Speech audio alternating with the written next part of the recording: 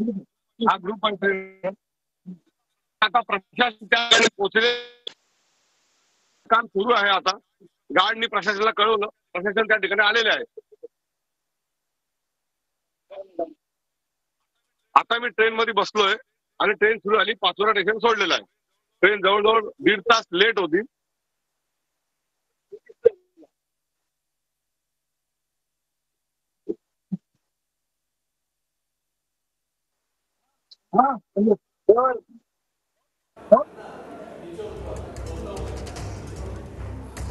तर तिथल्या प्रवाशांकडनं काही माहिती घेण्याचा प्रयत्न आपण करतो। पुष्पक एक्सप्रेस मधील दृश्य TV9 मराठीवर।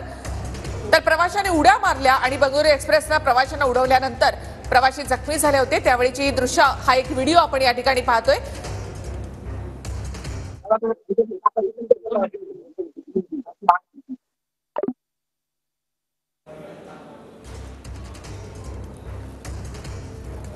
पुष्पक एक्सप्रेसमधील ही दृश्य आपण पाहतोय।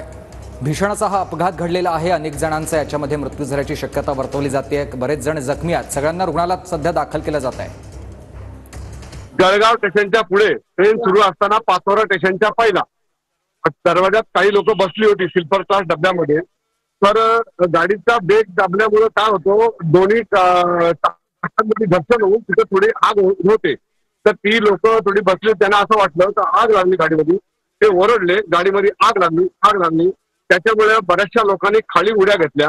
आता खाली गाडी थांबली, चेन घेतली, गाडी थांबली आणि ज्या उड्या घेतल्या त्या वेगळ्या दिशेने घेतल्यामुळं समोरच्या ट्रॅकवरनं बँगलोर एक्सप्रेस येत होती आणि त्याच्या खाली काही लोक चिरडली। आता प्रशासन आलेलं आहे, पोलीस आलेले आहेत आणि आता गाडी सुरू झाली। पाचोरा स्टेशनला येऊन गाडी थांबलेली आहे। काही लोक दरवाज्यात बसली होती, तर ते ब्रेक दाबल्यावर थोडी टायर मध्ये ठिगळ्या उडतात, म्हणजे चाकामध्ये थोडीशी घर्षण झाल्यामुळे ठिगळ्या उडतात।